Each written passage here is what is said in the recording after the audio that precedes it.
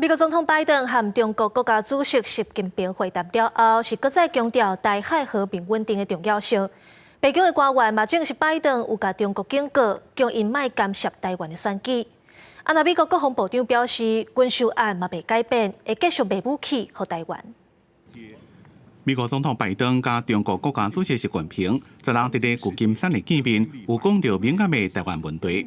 参加的北京国安会印太事务协调官坎贝尔17日接受台湾媒体采访时阵，伊证实拜登确实伫咧会中警告中国，唔通干预台湾的选举，也明确表达会采取必要的措施，维护台海和平甲稳定。It was very clear with President Xi that our determination to maintain peace and stability across the Taiwan Strait remains strong.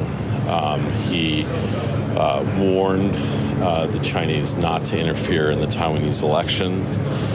Believed that Taiwan's democracy and elections were precious. 美中希望当降低紧张的情势，不过拜登伫咧会后，又讲习近平是独裁者，引起中国外交部的不满，认为这种讲法是错误、无负责任的政治操作。美国学者也认为，拜登的回应是无必要的。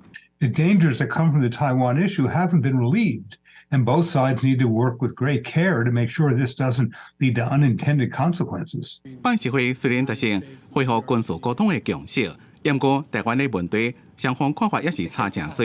外国媒体报道，伫咧雅加达参加东协防长扩大会议的美国国防部长奥斯汀，就重申华府对提供台湾武器协助自卫的承诺，也会继续加速交付武器给台湾。